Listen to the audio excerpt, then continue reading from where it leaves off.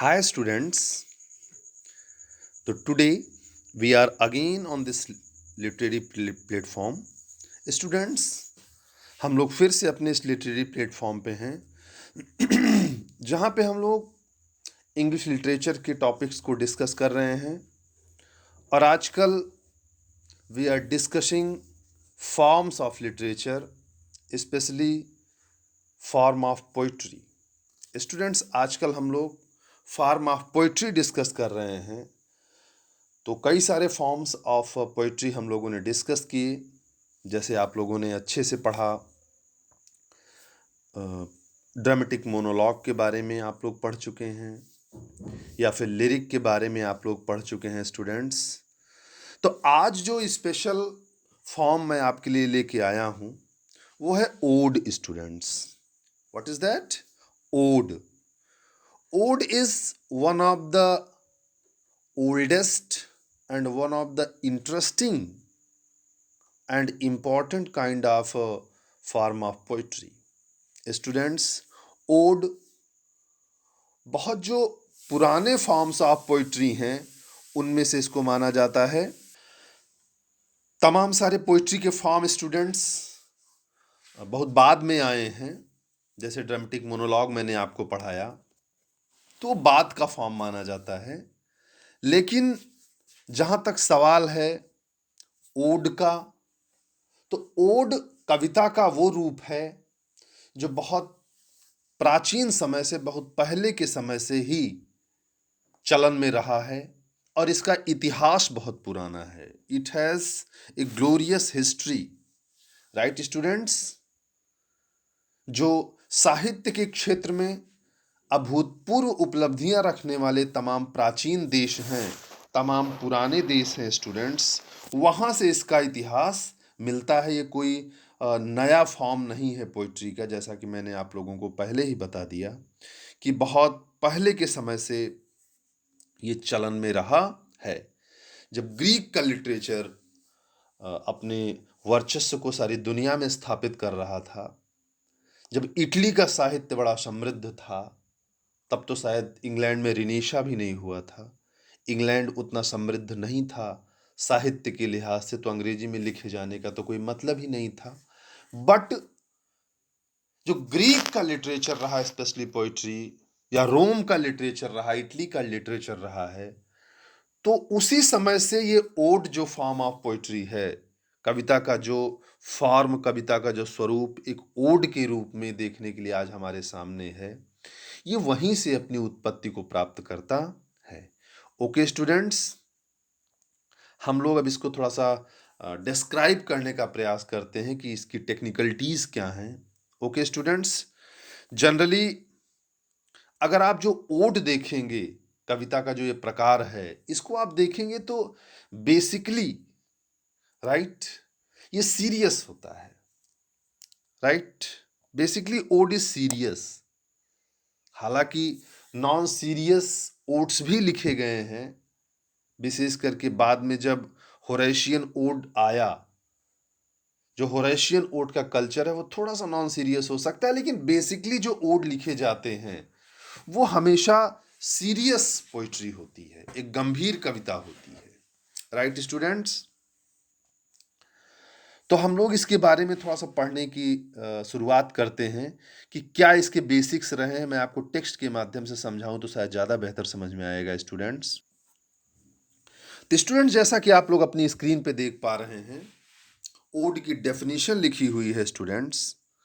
मैं थोड़ा सा पहले आपको इसकी भूमिका में कुछ बातें बताता हूँ स्टूडेंट्स. जैसे आप लोगों ने पोइट्री के और फॉर्म पढ़े हैं, पोइट्री के और स्वरूप पढ़े हैं, चाहे वो सोनेट रहा हो, चाहे वो लिरिक रहा हो, चाहे वो ड्रामेटिक मोनोलॉग रहा हो, बैलेड रहा हो, एलिजी रहा हो, जैसे और सारे कविता के प्रकार हैं, कविता के फॉर्म हैं, जिनके स्वरूप में, जिनके कॉन्सेप्ट पे कविता को लिखा जाता है. Right students? तो उसी तरीके से ओड भी एक प्रकार की कविता का स्वरूप है. ओके. और जो सॉरी जो एक बेसिक क्वालिटी आपको लिरिक में मिली थी कि लिरिक थोड़ा सा म्यूजिकल होता है, तो स्टूडेंट्स ओड भी थोड़ा सा लिरिकल होता है नेचर में, इसमें भी गायन का गुण पाया जाता है स्टूडेंट्स। ओड में भी आपको माने ओड को भी गाया जा सकता है, राइट। तो एक महत्वपूर्ण बात आप लोगों के दिमाग में रहनी चाहिए, you must have in your mind that ode is a serious kind of poem which has a musical nature, जिसका एक नेचर जो होता है वो म्यूजिकल होता है, राइट स्टूडेंट्स, क्लियर। मैं थोड़ा सा इसके बारे में आपको और बातें कुछ बताता हूं स्टूडेंट्स। अगर आप लोगों ने ओड टू नाइटिंगेल पढ़ा हो या ओड टू वेस्ट विंड पढ़ा हो, शेली को, शेली रोमांटिक एज का बड़ा पोएट है, लीडिंग पोएट है, उसके ओड्स को अगर आपने देखा हो, जैसा कि मैंने जिक्र किया ode to west wind, right, या जॉन कीट्स एक बड़ा पोएट है रोमांटिक एज का ही, उसकी अगर पोएम्स को आप देखें, ode to the Grecian urn बड़ी रचना है, इनकी श्रेष्ठ रचना है। ओड टू साइकी आप पढ़ें, ओड टू नाइटिंगेल कभी आपको पढ़ने का मौका मिले स्टूडेंट्स, राइट। तमाम सारे ओड इंग्लिश लिटरेचर में हैं, आप लोगों ने उनको पढ़ा है, और आगे भी चल करके आप और हायर क्लासेस में जब पढ़ेंगे तो तमाम सारे ओड आपको विलियम वर्ड्सवर्थ के तमाम सारे ओड हैं, तमाम सारी ओड रचनाएं उन्होंने लिखी हैं, ओड के फॉर्म में उन्होंने पोइट्री लिखी। तो एक चीज आपको मैं बताना चाहता हूं कि जो ओड लिखा जाता है स्टूडेंट्स, बेसिकली एक एड्रेसिंग पोएम होती है। क्या होती है स्टूडेंट्स? ये एक तरह का संबोधन गीत होता है जिसमें जो पोएट होता है वो कोई ना कोई एक ऑब्जेक्ट चुन लेता है, right. He selects some object and the basic concern of the poet, basic thought of the poet, तो he displays in the form of poem by addressing that particular object।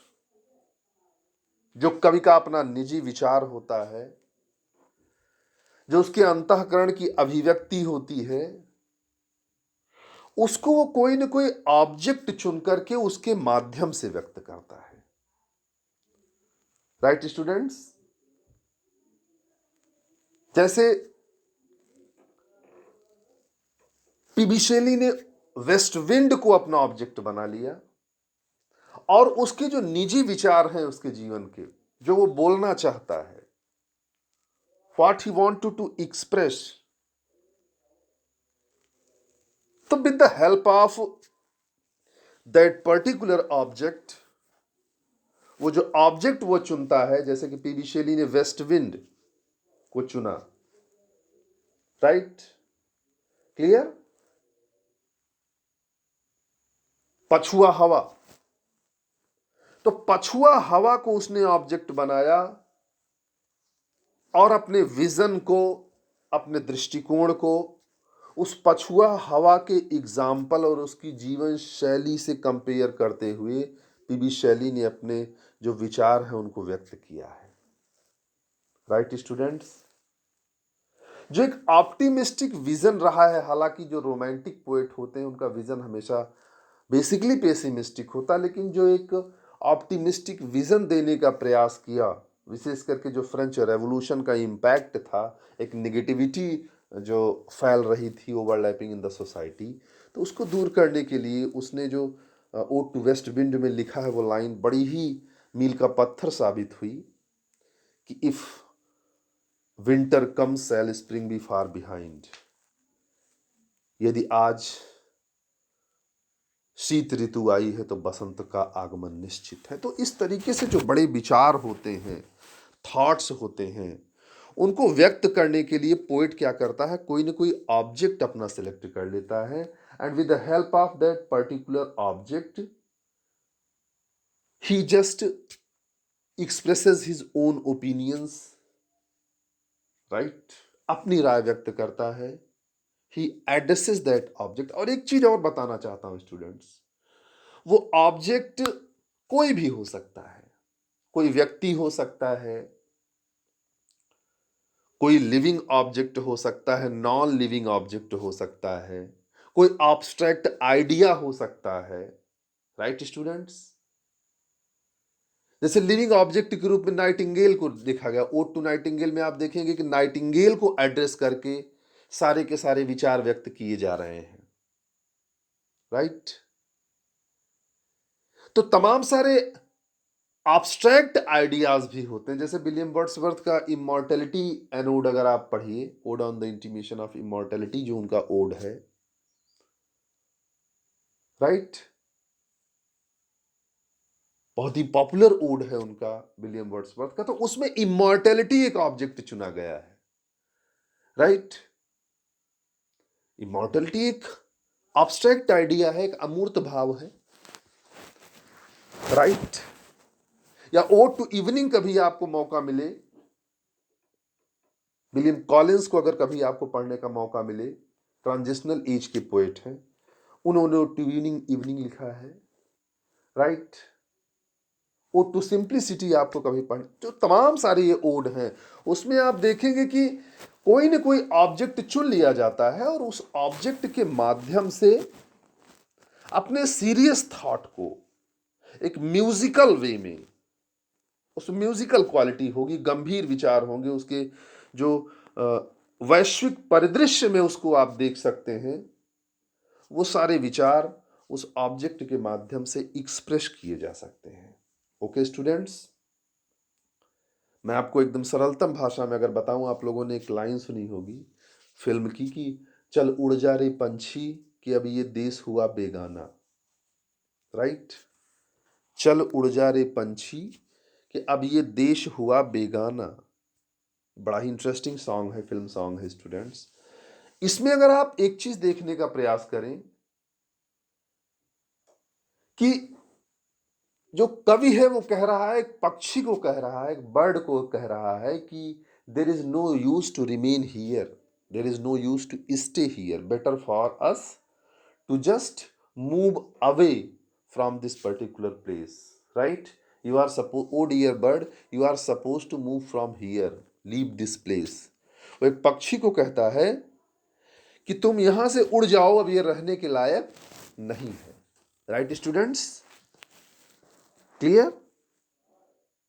तो अगर आप देखने का प्रयास करें तो वो पक्षी को उड़ा रहा है कि चल उड़ जा रे पंछी कि अब ये देश हुआ बेगाना, means this place is not fit for us now.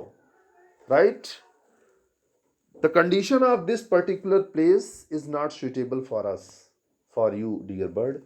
ओ पक्षी, अब ये स्थान, ये शहर तुम्हारे रहने के लायक नहीं है, यहाँ के लोग पराये हो गए हैं, अब तुम यहाँ से उड़ जाओ, यहाँ रुकने का कोई अर्थ नहीं है। राइट, ये मिट्टी, ये ज़मीन, ये देश, यहाँ के लोग अब बेगाने हो गए हैं, बेवफा हो गए हैं, इसलिए पक्षी अब तुम यहाँ से चले चलो। तो स्टूडेंट्स, अगर आप डीपली जानने का प्रयास करें, डीप एनालिसिस करें इस लाइन का, तो आपको लगेगा कि एक्चुअली उस बर्ड से यहाँ से कोई लेना देना नहीं है। एक्चुअली वो बर्ड स्वयं पोएट है and he is trying to express his personal thought and his personal thoughts and opinion is just presented and associated with the identity of that particular bird.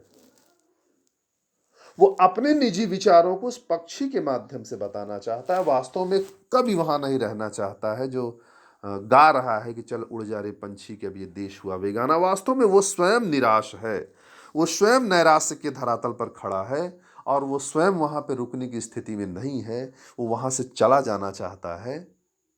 Right, लेकिन उसने अपने निजी विचारों को व्यक्त करने के लिए उस पक्षी का सहारा लिया है। ओके स्टूडेंट्स, आई होप कि आप समझ गए होंगे। तो मैंने जैसे कि बता दिया कि जो ओड होता है वो एक एड्रेसिंग सॉन्ग होता है, ode is an addressing song. Okay, and the poet addresses some object to express his personal thought personal grief and personal vision, अपने निजी विचारों को व्यक्त करने के लिए कोई ऑब्जेक्ट चुनता है। And students, that object may be a living idea, a living thing, non living thing, abstract idea, right, any thought, any vision, right. वो कोई भी एक नेचुरल ऑब्जेक्ट चुन सकता है, डेड ऑब्जेक्ट चुन सकता है, कोई विचार चुन सकता है, कोई भाव चुन सकता है, कोई व्यक्ति चुन सकता है, किसी के माध्यम से कोई बर्ड चुन सकता है, कोई मौसम चुन सकता है, किसी भी प्रकार की चीज को वो ऑब्जेक्ट बना करके अपने विचारों को व्यक्त करता है। Okay students, actually students, this is worthy to mention, यहां बताना आपको बहुत आवश्यक है कि ओड की जो परंपरा है वो बहुत प्राचीन परंपरा है। मैं इसके बारे में बातें करूंगा, कहाँ से इसका ओरिजिन होता है, कहाँ से इसकी स्टार्टिंग होती है, लेकिन थोड़ा सा मैं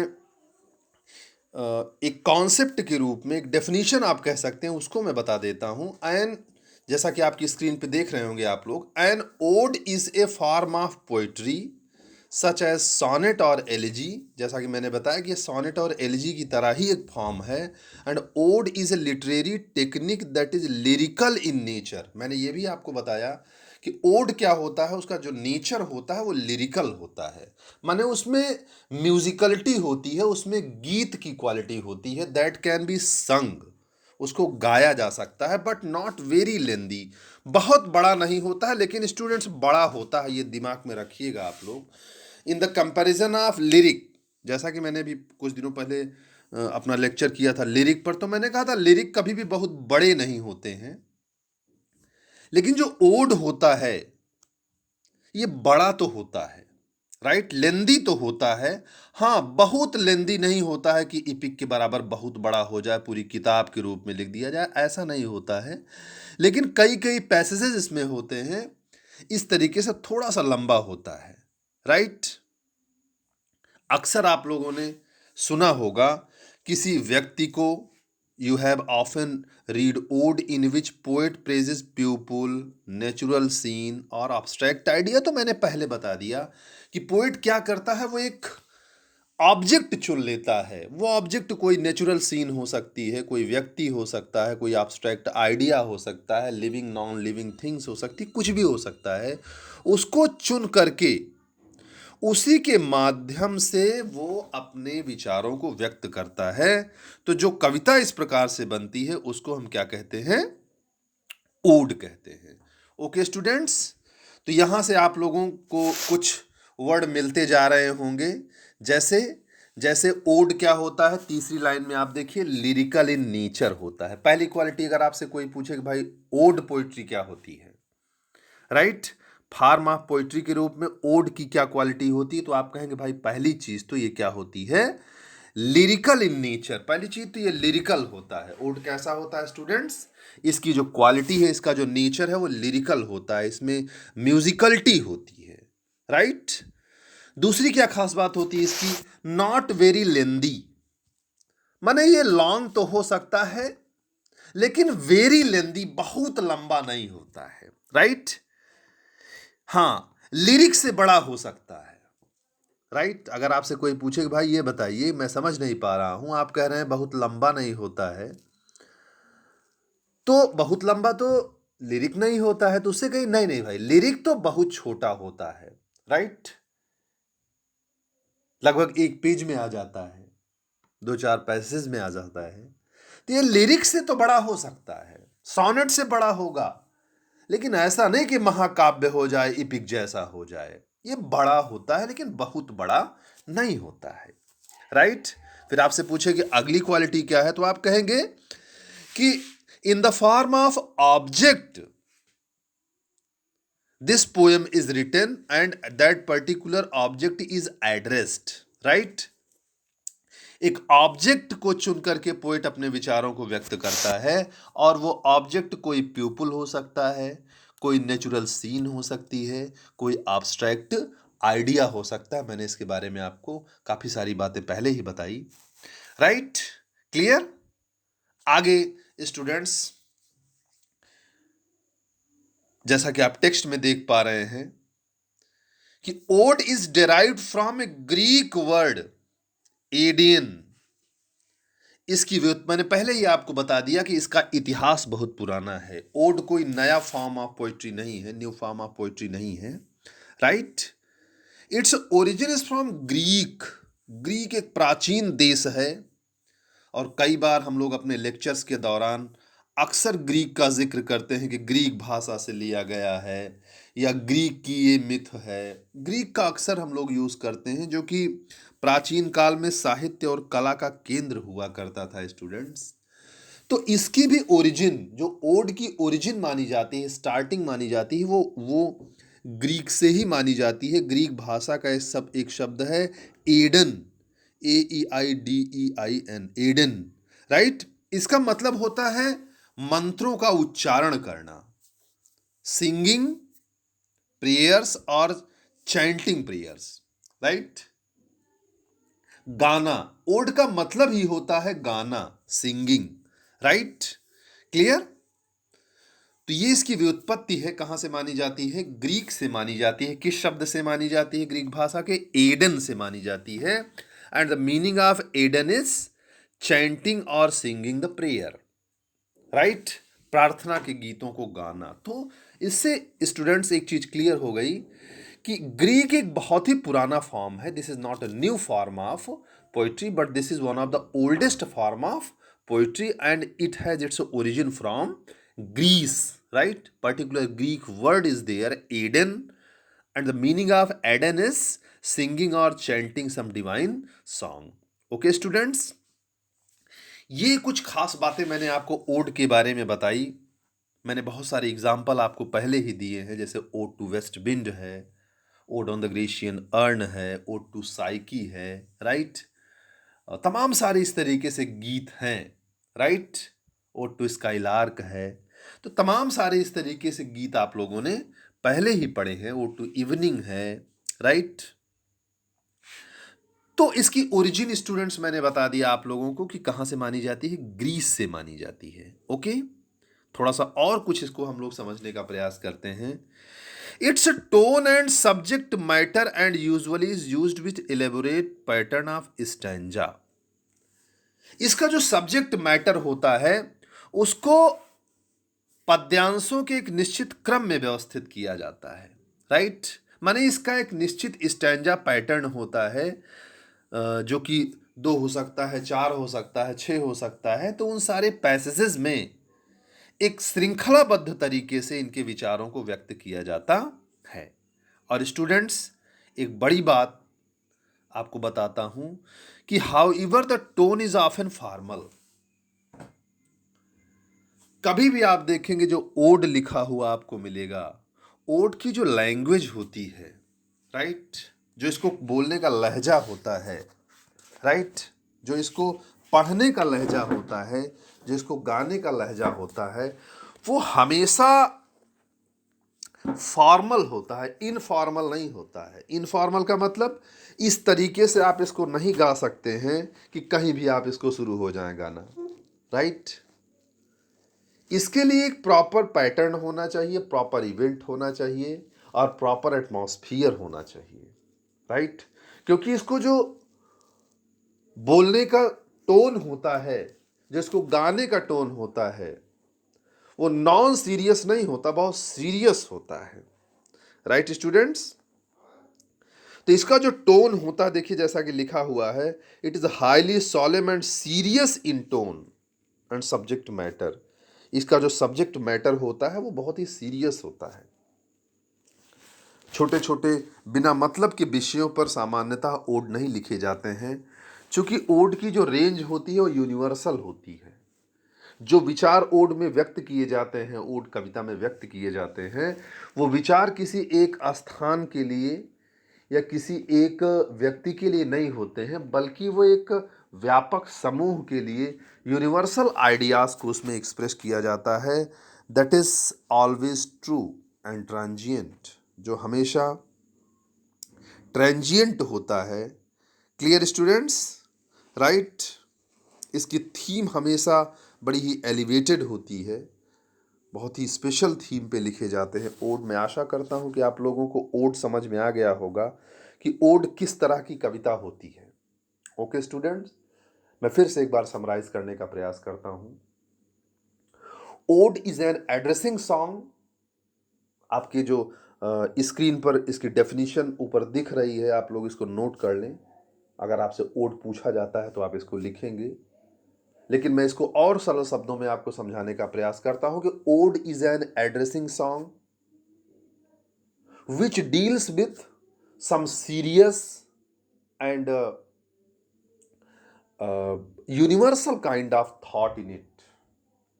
ये किसी यूनिवर्सल थॉट को लेकर के, जो कि पूरे एक लंबे परिक्षेत्र के लिए सत्य हो, ऐसे विचारों को एक संबोधन गीत के माध्यम से इसमें प्रस्तुत किया जाता है। And dear students, one thing is remarkable here कि that particular object which is addressed in the poem, in the ode, that can be living or non-living object, any abstract idea, any event, any season, any natural idea, any natural thing। कोई भी प्राकृतिक अप्राकृतिक वस्तु हो सकती है, विचार हो सकता है, जो इसमें एक ऑब्जेक्ट के रूप में चुना जाता है, जिसको एड्रेस करके, जिसको संबोधित करके पोइट अपने थॉट्स को एक्सप्रेस करता है।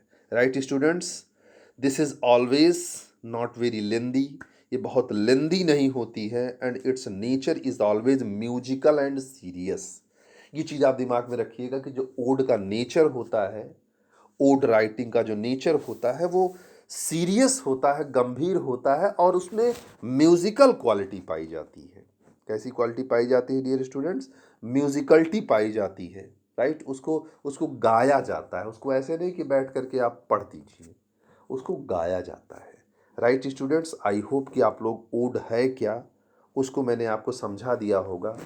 तमाम सारे एग्जाम्पल्स मैंने दिए आप लोगों को, अंग्रेजी के तमाम ओड्स के बारे में बताया, किनके हैं वो ओड, उनका जिक्र किया, उन पोएट्स का जिक्र किया जिनमें बड़े राइटर्स में आपके जो लोग आते हैं, उनमें जो बड़े नाम हैं, उन नामों में विलियम वर्ड्सवर्थ का नाम आता है, जॉन कीट्स का नाम आता है, पीबी शेली का नाम आता है, राइट, विलियम कॉलिंस का नाम आता है। तमाम सारे अच्छे अच्छे ओड्स के राइटर आपको देखने के लिए मिलेंगे। उनका जिक्र मैंने किया, उनकी रचनाओं का भी जिक्र मैंने किया आप लोगों के सामने।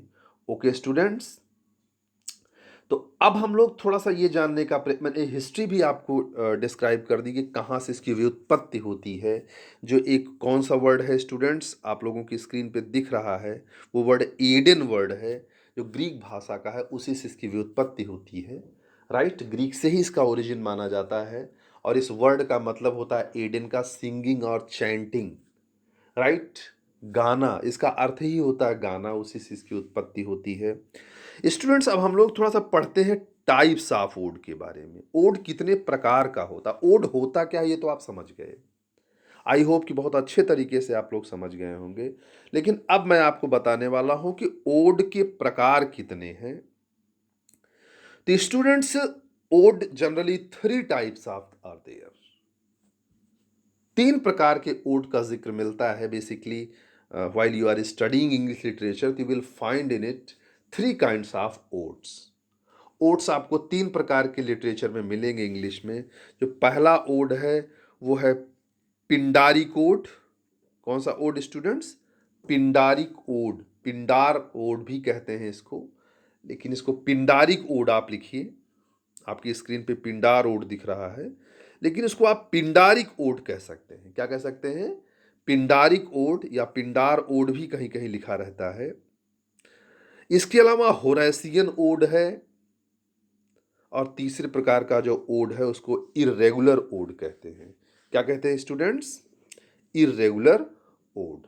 ओके स्टूडेंट्स, ये 3 प्रकार के ओड आपको इंग्लिश लिटरेचर में देखने के लिए मिलेंगे। तो सबसे पहले हम लोग पिंडार ओड के बारे में जानते हैं, पिंडारिक ओड के बारे में जानते हैं। स्टूडेंट्स, एक्चुअली जो पिंडार था वो ग्रीक का एक साहित्यकार हुआ करता था। क्या नाम था? ग्रीक देश का एक प्राचीन काल में साहित्यकार हुआ करता था जिसका नाम था पिंडार। राइट, तो उसने ही इस प्रकार के ओड्स की रचना की, इसीलिए इस ओड को पिंडारिक ओड कहा जाता है। Right students? वो कैसे ओड लिखता था? वो कोरस लिखा करता था। कोरस का मतलब होता है कि जो जो समूह में गाया जाता है, विशेष करके शादी विवाह जैसे फंक्शनों में गाया जाता है, तमाम सारे उत्सवों में या तमाम सारे स्पेशल इवेंट्स में गाने के लिए वो गीत लिखा करता था। क्या नाम था उसका स्टूडेंट्स? पिंडार नाम था। उसका कार्य ये था कि वो बुकिंग लेता था, किसी के यहाँ शादी पड़ी हुई है तो उससे कहा जाता था कि शादी के अवसर पर गाने के लिए एक ओड लिख दीजिए, गीत लिख दीजिए, तो वो लिखता था। किसी की डेथ हो गई है, मृत्यु पर शोक संवेदना के रूप में गाया जाने वाला गीत लिख दीजिए, तो वो उसको लिख देता था।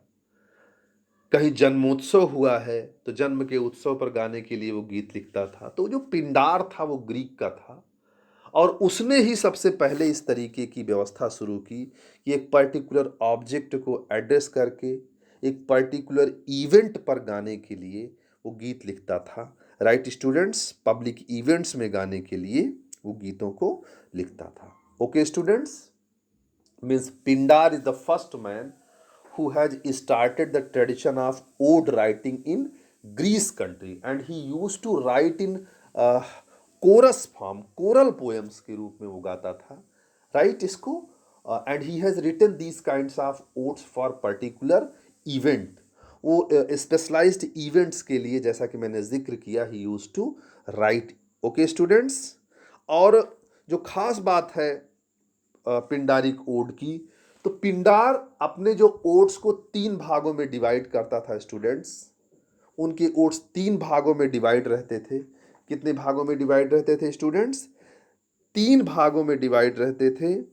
एक होता था students strophe, right, antistrophe and epode. जैसा कि आपकी स्क्रीन पे दिख रहा है, आप लिख सकते हैं, तीनों को अलग अलग करके आप लिख लीजिए कि जो पिंडारिक ओड होता है वो 3 पार्ट्स में डिवाइड होता है। मैं आशा करता हूं कि आपके पास पेन और पेपर होगा, तो आप लिख सकते हैं कि Pindaric odes are divided into how many parts? 3 parts. Okay?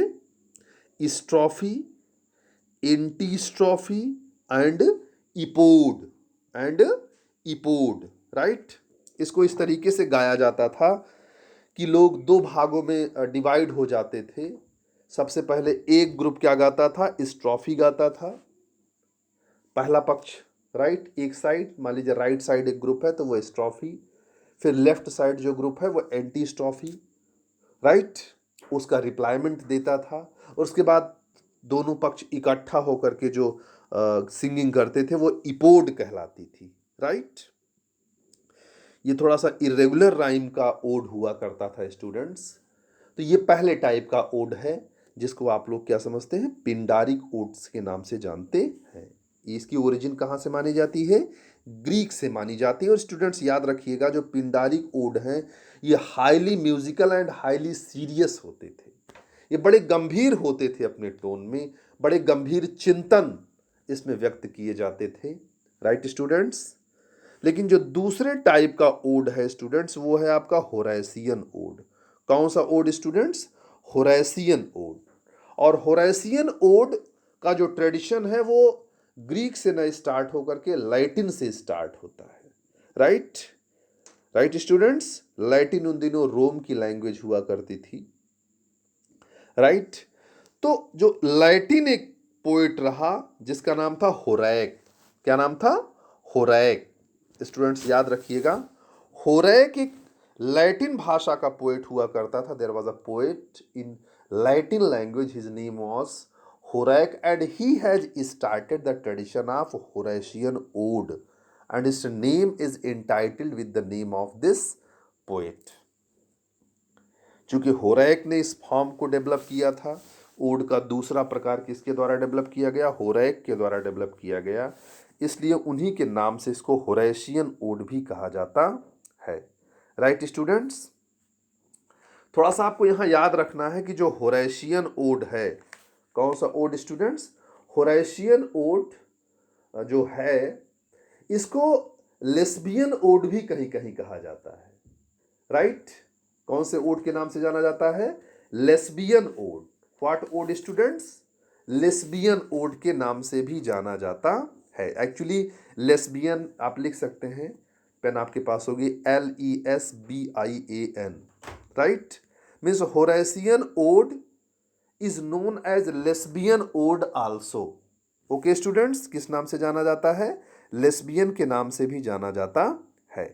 Actually होराइक ने जिन्होंने इसका एम्प्लॉयमेंट किया इंग्लिश लिटरेचर में, वो लेस्बियन एक द्वीप है, तो वहीं से बिलोंग करते थे, वहीं से इसकी उत्पत्ति मानी जाती है। लेस्बियन एक स्थान का नाम है, एक आइसलैंड है स्टूडेंट्स, तो वहीं से इसकी उत्पत्ति मानी जाती है, इसलिए इसको होरेशियन ओड भी कहते हैं और लेस्बियन ओड भी कहते हैं। ओके स्टूडेंट्स, ये आप लोग थोड़ा सा याद रखिएगा। और साथ ही स्टूडेंट्स, जो पिंडारिक ओड है, पिंडारिक ओड को भी एक दूसरे नाम से जाना जाता है, डोरियन ओड। किस नाम से जाना जाता है? Dorian ode. एक्चुअली जो ग्रीक की एक सब लैंग्वेज थी, उपभाषा थी वहाँ की, वो डोरियन थी, तो डोरियन भाषा में भी ओड लिखे जाते थे, इसलिए जो पिंडारिक ओड थे उनको जो है पिंडारिक ओड या डोरियन ओड कहा जाता है। और जैसा कि इस टाइम मैं आपको पढ़ा पा रहा हूँ, होरेशियन ओड को किस नाम से जाना जाता है? लेस्बियन ओड के भी नाम से जाना जाता है। ओके स्टूडेंट्स, आई होप कि आप समझ गए होंगे, राइट। लेकिन थोड़ा सा ये डिफरेंट था। जो आपका होरेशियन ओड है, जो ओड होराइक ने लिखे, this is very much different from Pindaric ode. ये पिंडारिक ओड से बहुत डिफरेंट था। जैसा कि आप लोगों ने देखा कि पिंडारिक ओड बहुत सीरियस होते थे, राइट, बहुत ही हीरोइक काइंड ऑफ, बहुत ही सीरियस काइंड ऑफ थॉट उसमें एम्प्लॉयमेंट किया जाता था। लेकिन ये बहुत फॉर्मल नहीं होता है। ये होरेशियन ओड थोड़ा सा इनफॉर्मल, थोड़ा सा मज़ेदार टाइप का, राइट, थोड़ा सा इंजॉइंग मूड का, इंटरेस्टिंग काइंड ऑफ आप कह सकते हैं। इसका सब्जेक्ट मैटर बड़ा ही प्लीजिंग टाइप का होता है, बड़ा ही इंटरेस्टिंग टाइप ऑफ, थोड़ा सा माने ये कह सकते हैं आप कि जो होराइक था उसके ओड्स थोड़ा सा मनोरंजक होते हैं, लॉफ्टी सब्जेक्ट पे लिखे जाते हैं, बहुत ज़्यादा सीरियस नहीं होते। जबकि जो आपने पिंडारिक ओड को देखा था वो बहुत गंभीर विषयों पे लिखे जाते थे, सीरियस होती थी उनकी टोन। लेकिन होरेशियन ओड की जो टोन है वो बहुत सीरियस नहीं होती है। ओके।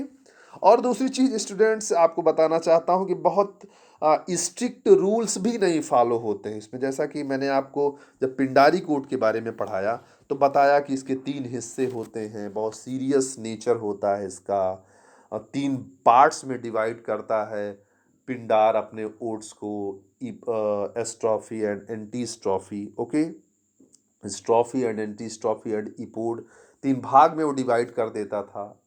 पिंडार क्या करता था, लेकिन जो होराइक है वो ऐसा नहीं करता है, वो कोई स्ट्रिक्ट रूल फॉलो ही नहीं करता है, बस पैसेजेस होते हैं, एक के बाद एक पैसेज को जोड़ता चला जाता है। और चूंकि इंजॉइंग मोड में, इंटरेस्टिंग मोड में लिखता है, तो किसी प्रकार का कोई रूल या रेगुलेशन फॉलो नहीं करता है। तो विदाउट रूल एंड रेगुलेशन ये थोड़ा सा लिखता है। इस रूल्स होते हैं, ठीक है, पैसेजिंग होती है, लेकिन बहुत स्ट्रिक्ट नहीं लिखता है, राइट। बहुत ज़्यादा फॉर्मेलिटीज़, बहुत ज़्यादा स्ट्रिक्ट एंड सीरियस नेचर नहीं होता है होरेशियन ओड्स का स्टूडेंट्स। तो ये आपके होरेशियन ओड है, राइट। होरेशियन ओड को अगर आप लोग जानना चाहें तो जो ओड टू आटम आपने जॉन कीट्स की पढ़ी होगी, या आगे आप चल करके पढ़ेंगे ओड टू आटम, राइट। या आप नोट कर सकते हैं कि जॉन कीट्स की ओड टू आटम इसी प्रकार की एक कविता है। ओके स्टूडेंट्स, इसी प्रकार का एक ओड है, राइट। जबकि अगर आप लोग पिंडारिक ओड की बात करें तो पिंडारिक ओड्स में टॉमस ग्रे का टू बार्ड एक उनकी रचना है। आप नोट कर सकते हैं पिंडारिक ओड की एग्जाम्पल के रूप में टू बार्ड एक रचना है, उनकी बड़ी प्रसिद्ध रचना है।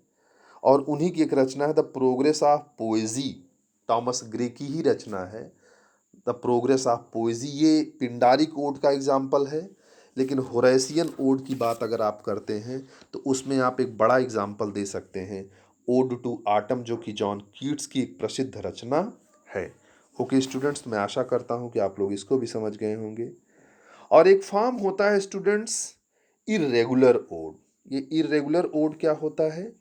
इर्रेगुलर ओड का मतलब होता है कि न इसकी कोई राइम होगी, न राइम स्कीम होगी, न कोई फिक्स स्ट्रक्चर होगा, न पिंडारिक ओड के फॉर्म को फॉलो करेगा, न होरेशियन ओड के फॉर्म को फॉलो करेगा। कुल मिला के सब में से थोड़ा थोड़ा होता है और किसी की तरह नहीं होता है। Right, means there is no strict form, neither like Pindaric ode nor like Horatian ode. ये किसी की तरह नहीं होता है, ये अपने आप में डिफरेंट होता है।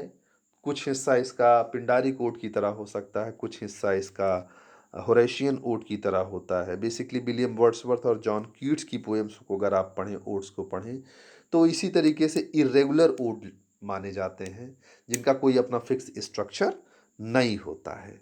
Okay students, these are the 3 types of ode you have studied. अगर इसकी एग्जाम्पल्स की बात हम करें तो एक बढ़िया एग्जाम्पल है विलियम वर्ड्सवर्थ का एक प्रसिद्ध ओड है, मैंने पहले ही आपको बता दिया, odd on intimation of immortality from recollection of early childhood. एक फिलॉसफिक पोयम है जो कि चाइल्डहुड को और चाइल्डहुड की जो इमॉर्टैलिटी है उसको एड्रेस करके लिखा गया है। ये भी एक प्रकार का प्रसिद्ध ओड है रोमांटिक एज का। इसके अलावा एलन टेट का एक लिखा हुआ ओड है, ode to the Confederate dead. बड़ा ही प्रसिद्ध ओड ये भी है एलन टेट का, ode to the Confederate dead. अच्छा ओड है। और स्टूडेंट्स एक लिटरेचर अगर पढ़ने वाला व्यक्ति है तो ये रचना कभी नहीं भूल सकता है, ode to the west wind. मैंने पहले ही जिक्र किया, पीबी शेली की एक प्रसिद्ध रचना है, मैंने अपने लेक्चर की स्टार्टिंग में ही इसका जिक्र किया था। ये भी एक प्रसिद्ध ओड है, ये भी रोमांटिक एज का ही है। इसके अलावा भी ये भी मैंने जिक्र किया, पिंडारी कोड का एक एग्जाम्पल बताया था आप लोगों को, टॉमस ग्रे का द प्रोग्रेस ऑफ पोएजी। अभी अभी मैंने थोड़ी देर पहले आपसे जिक्र किया कि पिंडारी कोड का एक बहुत अच्छा एग्जाम्पल है जिसमें 3 भागों में ओड डिवाइड होता है, स्ट्रॉफी, एंटी स्ट्रॉफी और इपोड में। तो उसका बढ़िया एग्जाम्पल है टॉमस ग्रे का द प्रोग्रेस ऑफ पोएजी। ये भी एक प्रकार का ओड है स्टूडेंट्स। इसके अलावा odd on A Grecian and John Keats का ब्यूटी की इमॉर्टैलिटी पे सत्यम शिवम और सुंदरम के कॉन्सेप्ट, जो आप लोग जानते हैं सत्यम शिवम सुंदरम, जो इमॉर्टल ब्यूटी का कॉन्सेप्ट है ode to on the Grecian urn में, beauty is truth and truth is beauty का जो कॉन्सेप्ट दिया गया है आप लोग जानते होंगे, वो जॉन कीट्स ने इसी पोएम में दिया है, ओड ऑन ग्रेसियन अर्न।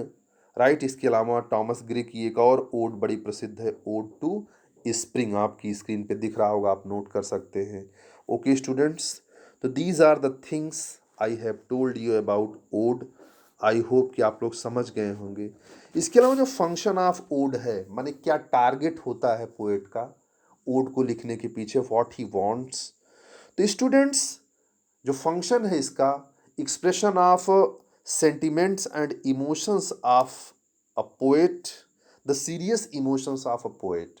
जो पोएट का जो गंभीर भाव होता है, उसके जो अपने निजी विचार होते हैं अंतःकरण के, उनको वो एक यूनिवर्सल अपील के रूप में, एक सार्वभौमिक तथ्य के रूप में प्रस्तुत करना चाहता है कि वो विचार केवल उसके न रह जाएं, बल्कि तमाम सारे लोगों के विचार इस तरीके से हमारे ही विचारों में सम्मिलित हो जाएं। इसलिए वो एक बहुत ही खूबसूरत भाषा के माध्यम से अपने विचारों को व्यक्त करता है। राइट, वो ह्यूमन रिलेशंस को ऑब्जर्व करता है, ह्यूमन सेंसेस को ऑब्जर्व करता है, उनकी भावनाओं को ऑब्जर्व करता है। तो ये टारगेट होता है कि किस तरीके से एक पर्टिकुलर ऑब्जेक्ट को एड्रेस करते हुए पोएट अपने विचारों को व्यक्त करता है। ओके स्टूडेंट्स, तो आई होप, मैं आशा करता हूँ कि आप लोग अच्छे से ओड्स को समझ गए होंगे। With this remark I would like to thank you very much dear student, thanks a lot.